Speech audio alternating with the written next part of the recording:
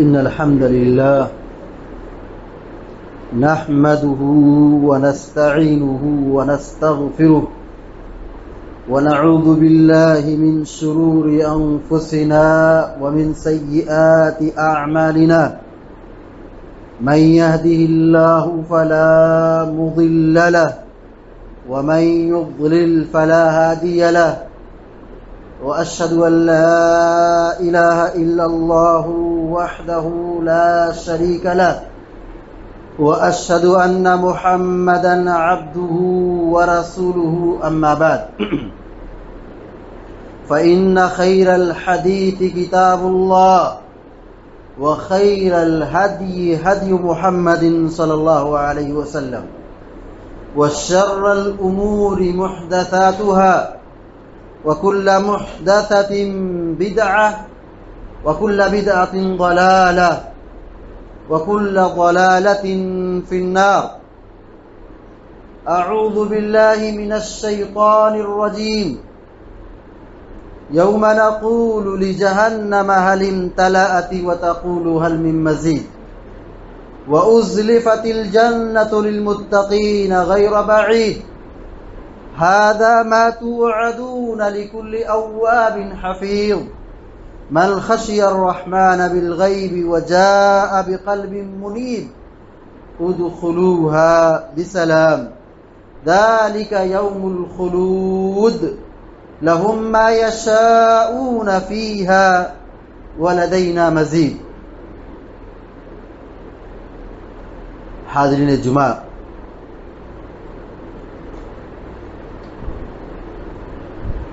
اسلامی کیلنڈر کے اعتبار سے ہم پہلے مہینے میں داخل ہو چکے ہیں. محرم الحرام یہ اسلامی کیلنڈر کا پہلا مہینہ ہے جس میں ہم اور آپ سانس لے رہے ہیں. ماہ محرم الحرام یہ حرمت والے مہینوں میں سے ایک مہینہ ہے. اس مہینے میں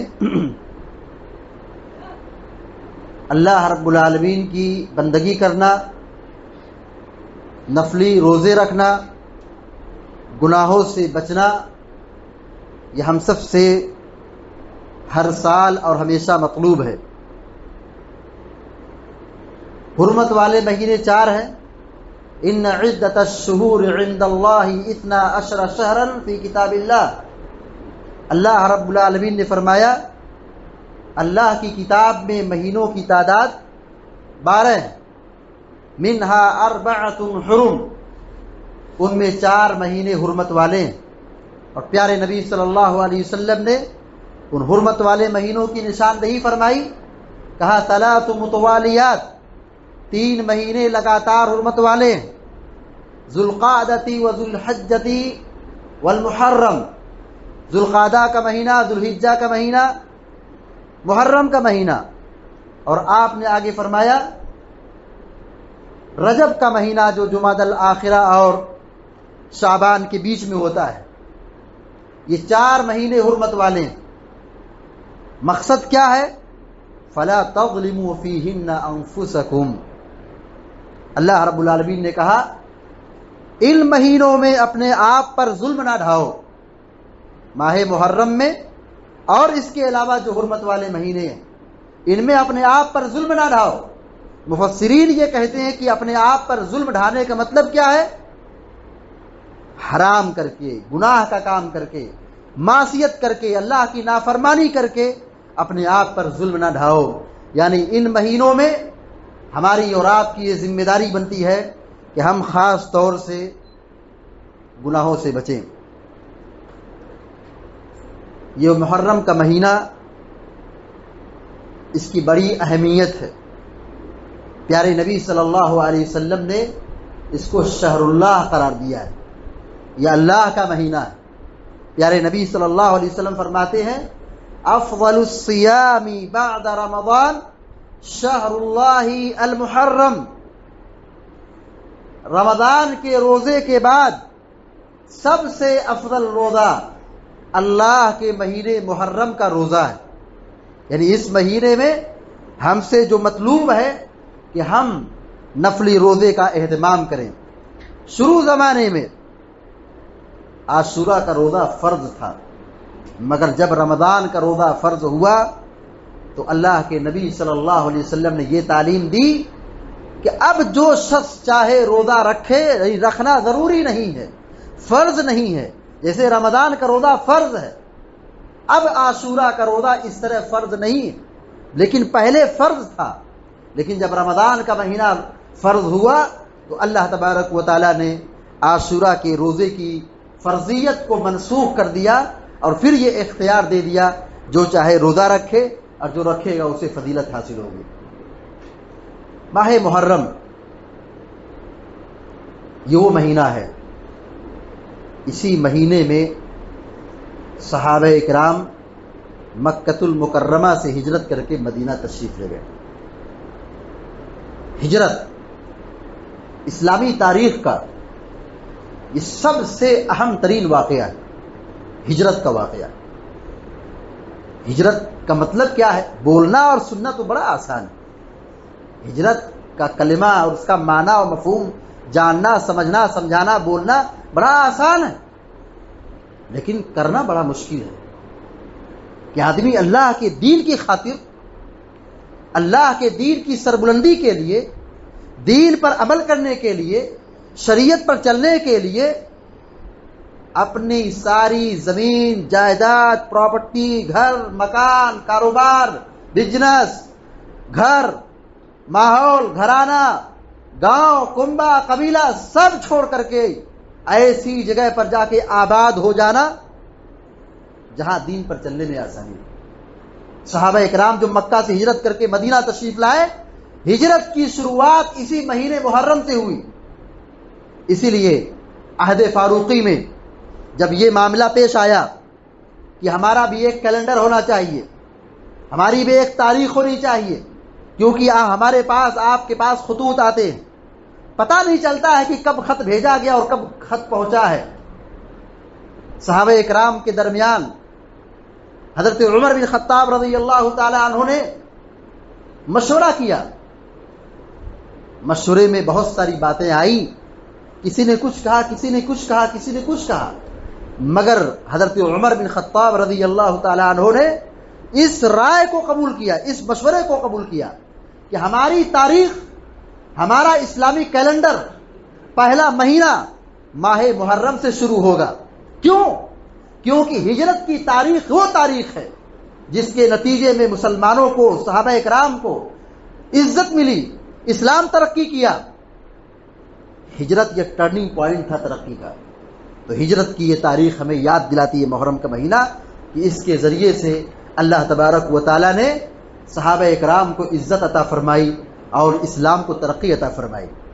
مکہ کے اندر مسلمانوں کی حالت کمزور تھی، مسلمانوں کی تعداد بہت کم تھی، دبے تھے، کچلے تھے، کمزور تھے، مارے جاتے تھے، ستائے جاتے تھے، مگر جب صحابہ اکرام ہجرت کر کے مدینہ تشریف لائے، اللہ کے نبی صلی اللہ علیہ وسلم نے، اللہ کے نبی علیہ السلام ہجرت کر کے مدینہ تشریف لائے، صحابہ اکرام ہجرت کر کے مدینہ تشریف لائے، تو وہاں مسلمانوں کو عزت ملی اور پھر مسلمانوں کو حکومت عطا ہوئی، حکومت حاصل ہوئی، اور اسی طریقے سے مسلمانوں کو زمین پر غلبہ حاصل ہوا، اسلام کو بلندی حاصل ہوئی، ترقی حاصل ہوئی۔ اسی طرح تو یہ بات معلوم ہوئی کہ ہجرت کا یہ واقعہ ہم سب کو اسلامی تاریخ یاد دلاتا ہے، اسلامی تاریخ ہمیں یاد دلاتا ہے۔ اور یہ محرم کا مہینہ ہے، ہر سال یہ محرم کا مہینہ آتا ہے، اور ہر سال یہ بات تقریباً بتائی جاتی ہے کہ ماہ محرم کی 10ویں تاریخ کو، جس کو عاشورہ کا دن کہا جاتا ہے، عاشورہ کہا جاتا ہے، یہ بڑا عظیم دن ہے۔ عاشورہ کا دن، 10ویں محرم کا دن بڑا عظیم دن ہے، یہ اسلامی تاریخ میں بھی بڑا دن تھا اور ہے، اور اس سے پہلے بھی تھا، کیونکہ یہ وہ دن تھا جس میں فرعون، لعین، مردود، خبیث، وقت کا سب سے بڑا ظالم، انسانی تاریخ کا سب سے بڑا ظالم اسی دن ہلاک و برباد ہوا تھا، دریا میں اسی دن اس کو ڈبویا گیا تھا، ہلاک ہوا تھا۔ اسی بنیاد پر، فرعون کی ہلاکت کی بنیاد پر، زمانہ جاہلیت میں یہود کے یہاں، مشرکین کے یہاں یہ دن بڑا تاریخی دن مانا جاتا تھا. لوگ اس دن روزہ رکھا کرتے تھے. یہودی روزہ رکھا کرتے تھے، مشرکین روزہ رکھا کرتے تھے، قبیلے قریش کے لوگ روزہ رکھا کرتے تھے، کیونکہ یہ بڑا عظیم دن تھا جس دن فرعون ہلاک و برباد ہوا تھا.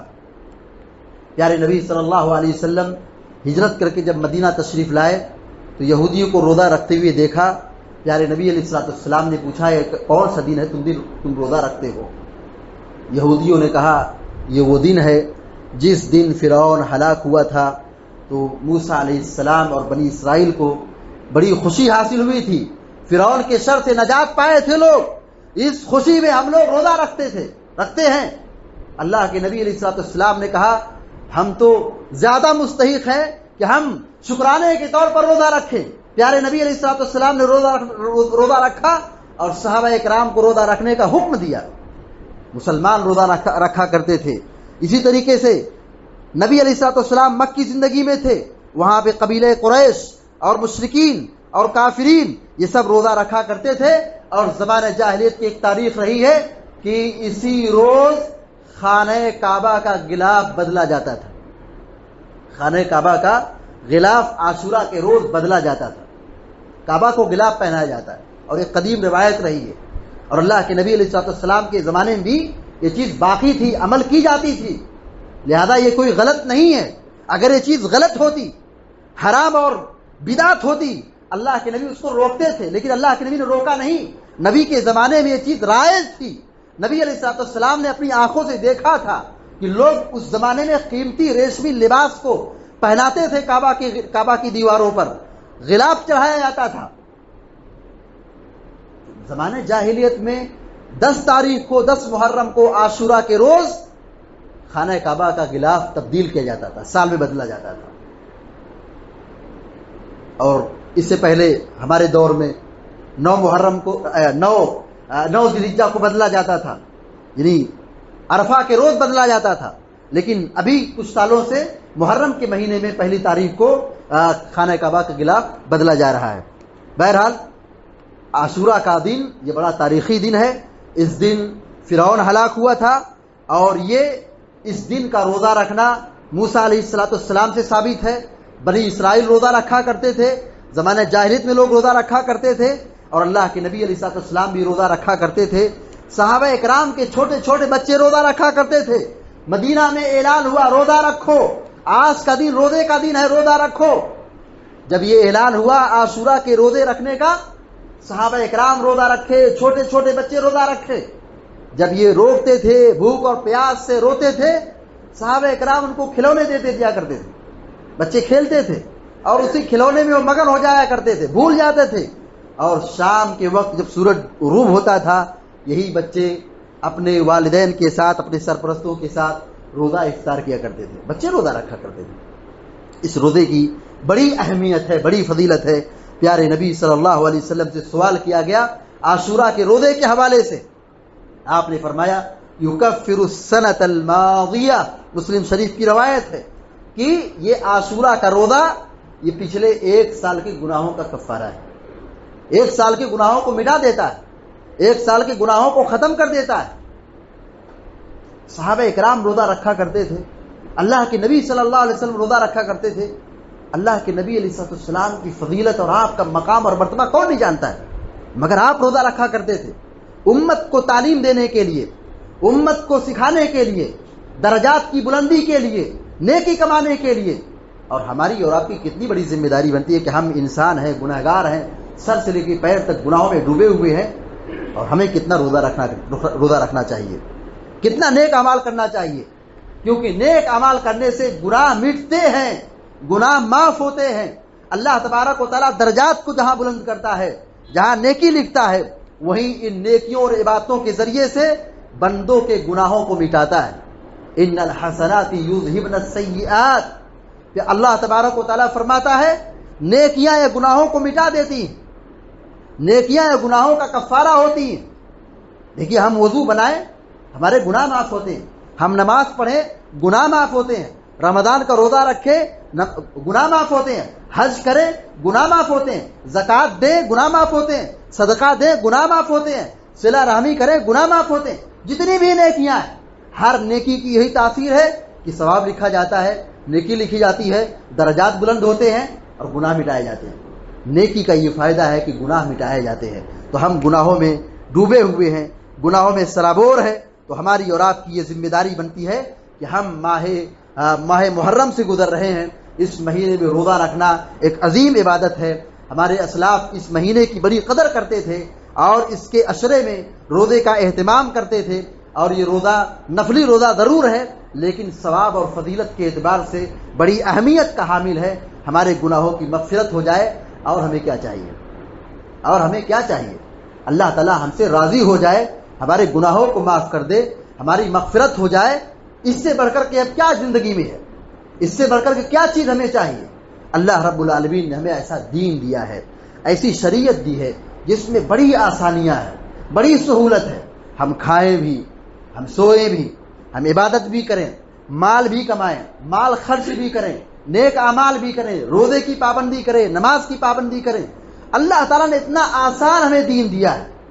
اللہ تعالیٰ نے ہم سے یہ نہیں کہا کہ زندگی بھر عبادت کرو، جبکہ ہماری زندگی کا مقصد یہی کہ عبادت کرو. وما خلقت الجن والانس الا لیعبدون. ہماری زندگی کا مقصد ہی یہی ہے کہ ہم عبادت کریں. لیکن اللہ تعالیٰ نے یہ نہیں کہا کہ تم زندگی بھر عبادت کرو، یعنی کوئی دوسرا کام مت کرو. ہم عبادت کرتے ہیں لیکن کیا عبادت کیا ہمیشہ کرتے ہیں؟ ایسا نہیں. عبادت ہم کرتے ہیں، اس کا ایک وقت ہے. ابھی جمعہ کی نماز پڑھیں گے، پھر ہم عبادت کرنے کے لیے عصر میں آئیں گے، عصر کے بعد پھر مغرب میں آئیں گے، مغرب کے بعد پھر عشاء میں آئیں گے. عبادت کا اللہ تعالیٰ نے ایک وقت دیا ہے. 5 وقت کی نماز 24 گھنٹے میں فرض ہے. رمضان کا روزہ سال بھر میں صرف 1 مہینے کا فرض ہے. اور اس کے علاوہ اگر ہم نفلی عبادت کرنا چاہیں تو یہ سب مواقع ہیں نیکی کمانے کے. تو نیکی کرتے رہیں، کسی نیکی کو حقیر نہ سمجھیں، کسی نیکی کو حقیر نہ سمجھیں. ہم سمجھ رہے ہیں کہ نیکی چھوٹی، ہم یہ سمجھتے ہیں کہ یہ نیکی چھوٹی ہے، یہ عبادت چھوٹی ہے، لیکن اللہ تبارک و تعالیٰ کے ہاں چھوٹی نیکی بھی بڑی بن جاتی ہے. لا تحقرن من المعروف شیئا. اسی لیے اللہ کے نبی صلی اللہ علیہ وسلم نے فرمایا لا تحقرن من المعروف شیئا. خبردار تم کسی نیکی کو حقیر نہ سمجھو، کسی بھی نیکی کو کمتر نہ سمجھو. قیامت کے دن چھوٹی نیکی ہی بڑی نیکی بن جائے گی جس سے ہماری مغفرت ہو جائے گی. غور کریں کتنے ایسے واقعات ہیں، کتنے ایسے واقعات ہیں جس میں اللہ کے نبی علیہ السلام نے صاف طور پر بیان فرمایا کہ چھوٹی عبادت کی، چھوٹی نیکی کی اللہ نے مغفرت کر دی. چھوٹی نیکی، چھوٹی عبادت، معمولی عبادت، معمولی نیکی آدمی کرتے ہو تو سوچتا ہے کہ چھوٹی چیز ہے، مگر اللہ تبارک و تعالیٰ کے ہاں وہ بڑی بن جاتی ہے. بشرط کی کرنے کا جذبہ ہو، اخلاص ہو، خلوص ہو، اللہ رب العالمین کی رضا چاہنا ہو، جس کے نتیجے میں اللہ تبارک و تعالیٰ یہ اعلیٰ مقام عطا کرتا ہے. دیکھیے بنی اسرائیل کی وہ عورت جو فاحشہ تھی، بدکار تھی، جسم فروش تھی، زانیہ تھی، پیاسے کتے کو پانی پلا دیا، پیاسے کتے کو پانی پلا دیا، اللہ تعالیٰ نے اس کی مغفرت کر دی، اس کو جنت میں داخل کر دیا. اللہ اکبر. بنی اسرائیل کا ایک نوجوان راستے سے گزر رہا تھا، راستے میں ایک کانٹے دار ٹہنی پڑی تھی جس سے گزرنے والوں کو تکلیف ہو سکتی ہے، گزرنے والوں کو تکلیف ہوگی. اس نے راستے سے تکلیف دہ چیز کو، کانٹے کو، ڈالی کو ہٹا دیا، اللہ تعالیٰ نے اس کی مغفرت کر دی. تو یہ نیکی کمانے کا موقع ہے. ہم ان مواقع سے فائدہ اٹھائیں اور اپنے لیے ذخیرہ آخرت بنائیں.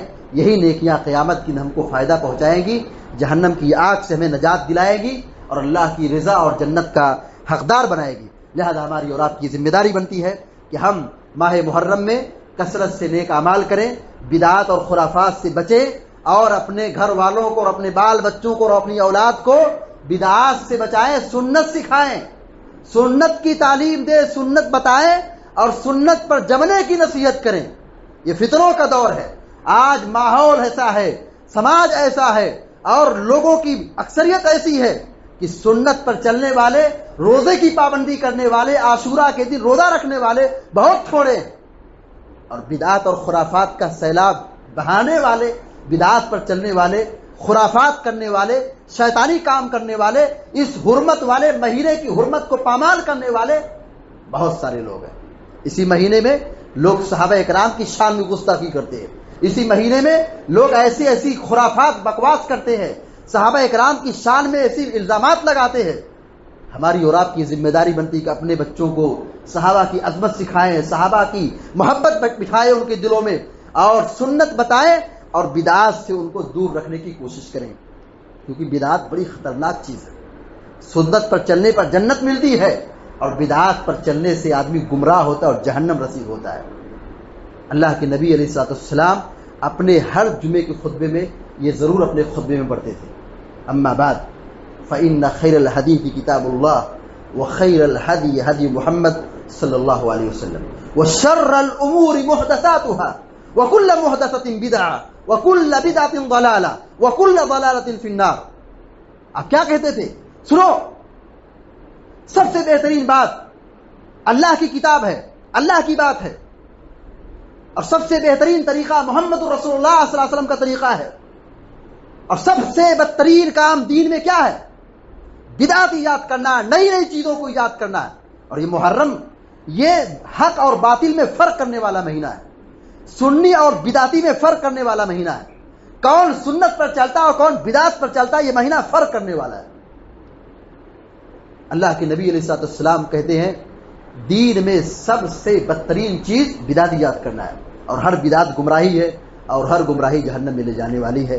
اس مہینے میں بہت سارے لوگ کثرت سے بدعات اور خرافات ایجاد کرتے ہیں۔ وقت نہیں ہے، انشاءاللہ موقع رہا تو بعد میں اس مہینے کی بدعات کے حوالے سے گفتگو کی جائے گی۔ کہنے کا مقصد یہ ہے کہ ہم اپنی اولاد کو، اپنے سماج کو، اپنے معاشرہ کو، اپنے گھرانے کو سنت کا درس دیں، سنت پر جمانے کی کوشش کریں، اور سنت کی تعلیم دیں، اور بدعات سے لوگوں کو بچائیں۔ اور یہ مہینہ ہے جس میں لوگ کثرت سے بدعات کرتے ہیں۔ اللہ تعالیٰ سے دعا ہے کہ اللہ تعالیٰ ہم سب کو، آپ سب کو نیک عمل کرنے کی توفیق عطا فرمائے، اور اس مہینے میں ہم سب کو ہر قسم کے گناہ سے بچائے، ہر قسم کے شر سے بچائے، اور ہم سب کو دنیا میں جب تک زندہ رکھے ایمان اور توحید پر اور پیارے نبی صلی اللہ علیہ وسلم کی سنت پر ہم سب کو گامزن رکھے، اور ہمارا خاتمہ ہو تو ایمان کی حالت میں ہو۔ ہم میں جو مریض ہیں اللہ تعالیٰ اپنے فضل و کرم سے انہیں شفائے کاملہ عطا فرمائے، جو پریشان اللہ تعالیٰ ان کی پریشانی کو دور فرمائے، جو تنگ دست ہیں اللہ تعالیٰ ان کی تنگ دستی کو دور فرمائے، اور جو پریشان اللہ تعالیٰ ان کی پریشانی کو دور فرمائے، اور جہاں پر بارش بہت زیادہ ہے اللہ تعالیٰ وہاں کے لیے وہاں کی بارش کو رحمت بنائے، اور جہاں بارش نہیں ہو رہی ہے اللہ تعالیٰ ان علاقوں میں اپنی رحمت نازل فرمائے۔ اللہم اسقِ عبادک وبہائمک وانشر رحمتک واحی بلدک المیت۔ عباد اللہ رحمنی ورحمکم اللہ، عباد اللہ رحمنی ورحمکم اللہ۔ اقول قولی هذا واستغفر اللہ لی ولکم ولسائر المسلمین فاستغفروه انه هو الغفور الرحیم، وصلی اللہ علی نبینا محمد وعلی آلہ وصحبہ اجمعین۔